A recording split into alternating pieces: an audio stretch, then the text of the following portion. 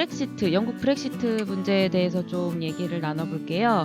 얼마 전에 영국 하원에서 노딜 브렉시트 저지 법안이 통과됐어요. 그래서 보리스 존슨 총리가 조기 총선안을 의회에 냈다가 또 부결이 됐습니다. 그 브렉시트 문제는 좀 나온 지가 꽤 된 이슈잖아요. 근데 노딜 브렉시트 이거 좀 뭔가요? 제가 인터넷 쳐봤더니 노딜 브렉시트 뜻 뭐 이런 게 연관 검색으로 뜨더라고. 그러니까 브렉시트를 하는데 네. 흔히 말하는 유럽연합에서 탈퇴를 하는데 유럽연합과 딜 없이 나간다. 합의 없이. 네. 그 단순히 뜻은 그건데 굉장히 복잡한 정치적인 함의가 존재하는 거죠. 함의를 말씀해 주시죠. 정치적 그러니까, 함의라 하면? 어쨌든 영국은 그 유럽연합에서 탈퇴하겠다라는 결정을 이미 3년 전 국민투표를 통해서 결정을 한 거죠. 근데 네.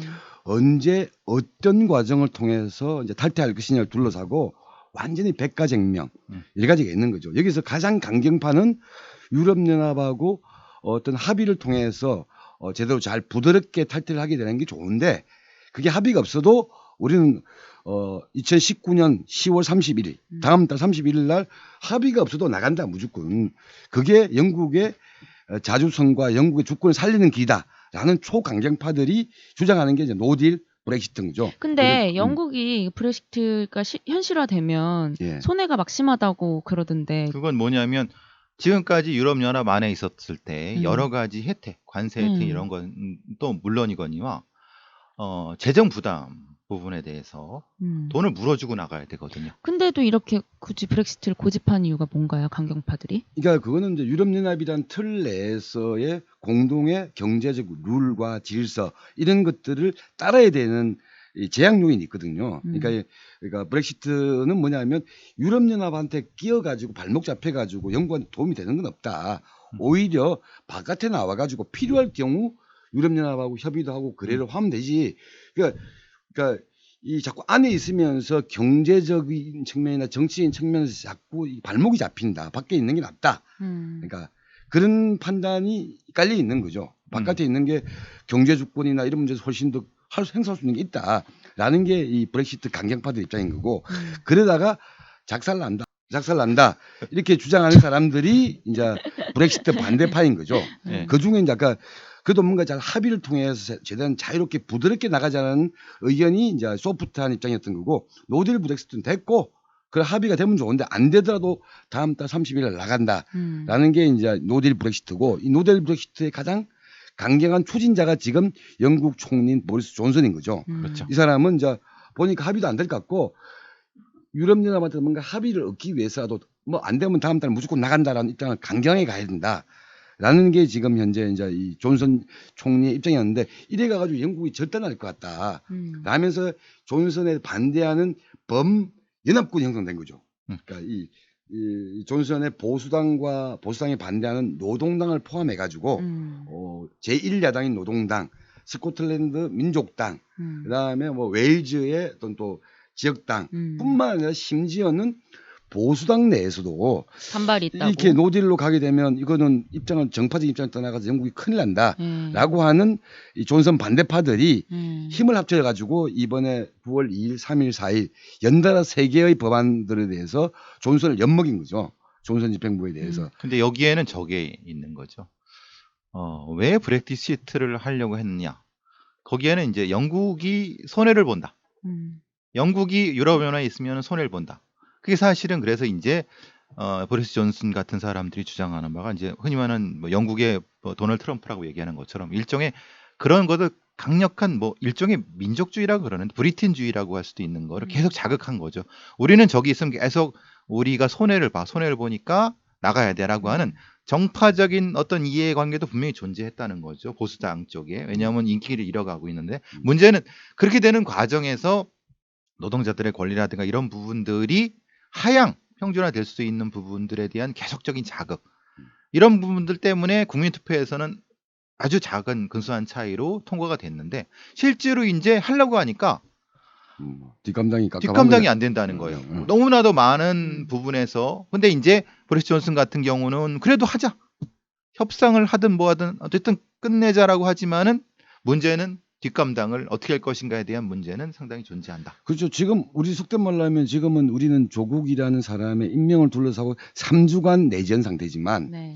영국은 지금 3년간 브렉시트에 대한 찬성과 반대를 둘러싸고 거의 국론이 완전히 양분되어 있는 상황인 거고 지금 이제 그 시한이 그러니까 10월 30일 다음 달 31일로 와 있기 때문에 마지막 지금 이 갈등들이 더 첨예해지고 있는 것 같아요. 아니 그럼 정말로 이 브렉시트가 영국한테 도움이 된다라고 보리스 존슨 총리는 생각을 하고 브렉시트 찬성받는 걸 생각하죠, 당연히. 그렇게 생각하는 근데 그거는- 이면에 뭐 다른 뭐 정치적 근데- 이해나 이런 게 있는 게 근데 아니고요? 논란은 여러 가지예요. 학자마다 굉장히 달라요.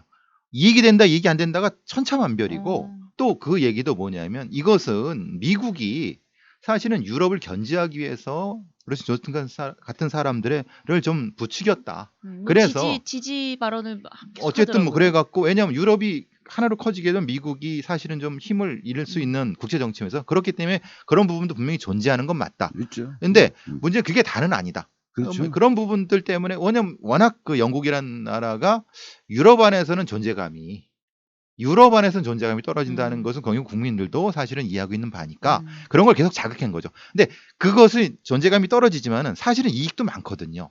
유럽 연합 안에 있을 때 영국이 유럽 안에 있을 때 이익도 많거든요. 그거를 국민들이 주판을 가지고 계산을 하기 힘들잖아요. 정치인들의 이런 여러 가지 들으니까 그런 부분 때문에 혼란이 더 가중되는 거죠. 사실. 이게 유럽연합이라는 틀이 가지고 있는 경제적 효용성도 있는데 유럽연합이 그러면 개별 국가에 대해서 그렇게 아름다운 기구냐 그건 아니거든요. 그러니까 유럽연합에 대한 불만들은 영국에서는 브렉시트로 드러나지만 다른 대표적인 나라 그러니까 독일, 프랑스, 이태리 이런 데서도 우리도 유럽연합에 대해서 나가야 되는 거 아니냐라는 세력들이 점차 등장하고 있죠. 이런 사람들이 대부분 유럽연합을 반대하는 극우파이기도 하고 약간 뭐 민족주의 이런 경향들이 점차 성장하고 있는 거고요. 그러니까 영국에서는 그게 브렉시트 국민투표를 통해서 나타난 거고 독일에서는 독일을 위한 대안이라고 하는 세력들이 지금 거의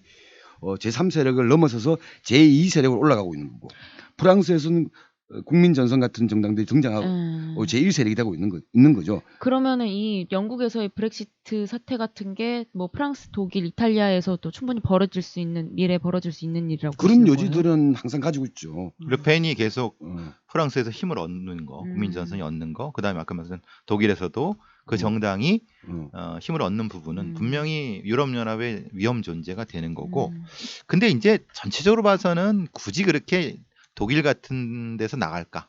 독일은 사실은 그렇죠. 잔류가 더 좋거든요. 왜냐하면 일종의 유럽에서는 독일이 왕이거든요.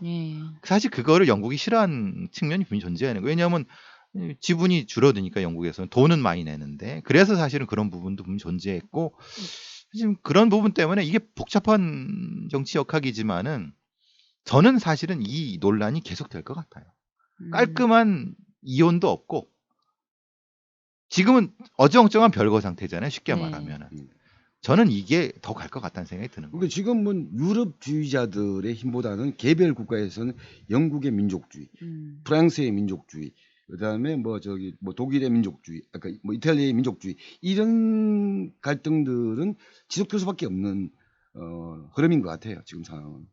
지금은 국제 이슈가 또 이제 이 브렉시트 막판을 둘러싼 영국 내에서의 지금 이 긴박한 흐름들도 있지만 또 최근에 국제 핫 이슈는 또 홍콩의 이제 범죄인 인도법 일명 송환법을 둘러싼 이 갈등, 이 전쟁도 상당히 또 지금 저는 그걸 여쭤보고 싶었는데 그 홍콩 시위에 대해서 이렇게 딱히 편집장님께서는 긍정적으로 보고 있지 않다. 그런 소리 함부로 하지 마세요. 그런 말을 이제 사석에서 저한테 했어요. 그래서 그 이유는 그 자리에서 안 물어봤는데 중국의 그 댓글을 무서워하셔. 아니 뭐 그런 얘기 할 수 있죠. 뭐 꼭 그게 뭐 다 옳다고만 말할 수 있는 건 아니니까. 근데 이거는 뭐 그러니까 송환법이 뭐가 문제가 있냐? 이건 이 자체로 따져봐야 되는 건데 그 법리적인 문제보다는 어쨌든 이게 뭐 그냥 강도 사건이나 무슨 이런 개별 사건에 대한 사람의 송환 문제가 아니라 그걸 핑계로 해서 예를 들면 민주화 운동가들이나 정치적인 반대파들이나 이런 사람들에 대해서 중국 본토로 송환해 나가는 그런 악용될 수 있다에 대한 불안감. 네. 그러니까 중국 본토에 대한 다르면 중국 공산당 이런 이 중국 공산당 집권 세력에 대한 불신과 불안감 이런 부분들이 상당한 것 같아요. 네. 홍콩 내에서. 네. 그러니까 그 이유는 뭐냐? 여러 가지 경제적인 문제도 있을 것 같고 홍콩 같은 경우가 홍콩의 땅값이 한국 명동 땅값보다 더 비싸요. 월세가 그러니까, 그렇게 비싸다고요? 그러니까 거기도 한국처럼 이런 20대 청년들의 미래 전망 이런 것 자체가 불투명하고 그런데 홍콩에 대한 중국 본토의 장악과 지배와 또는 홍콩 본토인들의 이제 홍콩 경제에 대한 잠식력 이런 부분들이 갈수록 커지는 것에 대한 불안감들 이런 부분들이 밑바닥에 깔려 있는 거 아니냐 이런 그렇죠. 거고요. 그래서 오늘 그 뭐 홍콩 행정장관 캐리람이 지금 가장 문제 촉발점이었던 송환법 자체를 정식으로 철회했죠. 네. 그전에는 잠시 유보, 중단 상태였는데 철회를 밝혔지만 홍콩의 어떤 민주화 시위라든가 홍콩 이 청년들의 어떤 이런 대중적 흐름들 이것들이 멈춰질지 그거는 장담을 못하는 것 같더라고요. 그래서 홍콩 시위를 좀 부정적으로 보시는 이유가 뭐냐고. 홍콩 시위를 부정적으로 보는 것이 아니라 홍콩 시위 그 자체가 민주주의와 진보와 어떤 보다 진전된 것으로 나아가는 힘이 되는 건가에 대해서는 저는 퀘스천 마크이다이지 그걸 뭐 부정적으로 본다 이게 아니라 홍콩 시위에 대한 무조건적인 찬양에 대해서는 뭐 저는 아직은 의문점이 있는 거 아니냐. 왜냐하면 거기에 상당수는 뭐냐면 영국 깃발을 들고 나오잖아요. 우리가 마치 태극기 부대가 있듯이 물론 그게 주류는 아닌 것 같아요. 근데 여전히 이제 영국 식민지 시절에 대한 향수 이런 것들이 부추기고 있는 것에 대해서는 그건 아닌 것 같다. 다만 지금 중국 본토, 중국 공산당 정부의 홍콩 정책에 대한 홍콩 주민들의 불신이 상당히 크다. 이건 저는 있는 것 같아요. 그렇죠. 이게 복합적으로 들어가 있는 거기 때문에 네. 뭐 그거는 뭐 판단이 뭐 그래서 그까지 뭐 아직은 뭐 좀 더 처음에 저는 이제 그런 거를 어떤 분이 물으시더라고요. 중국군이 투입될 것인가? 근데 사실은 중국군이 투입되지는 않아요.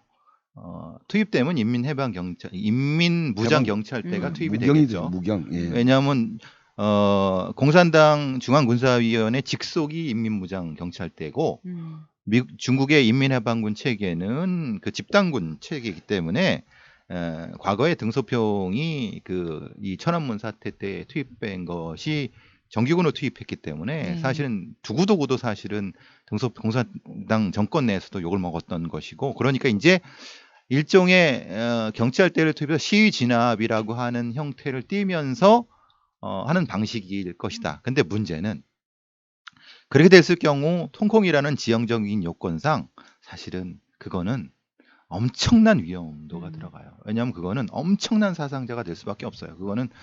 이거는 천안문 사태 때는 지역을 점거하면서 그걸 해산하는 곤란하지만은 이건 홍콩이라고 하는 작은 반도이기 때문에 거기서 사실은 엄청난 사상자가 되기 때문에 중국 공산당 정부도 사실은 그렇게 못했던 거죠. 그게 사실로 되버리면 준내전이라고 그렇죠. 가야 되죠. 그 홍콩이라는 지역 내에서 뭐 일시적으로 중국의 무력이 우위에 서겠지만 뭐 예를 들면 뭐 비정규전이라거나 이런 내전까지 갈 위험이 있기 때문에 그렇게까지는 못 갈 거라고 저도 봐요. 그래서 캐리람 장관도 당연히 그런 면에서는 철회했고 다만 직선제는 못 받아들인다.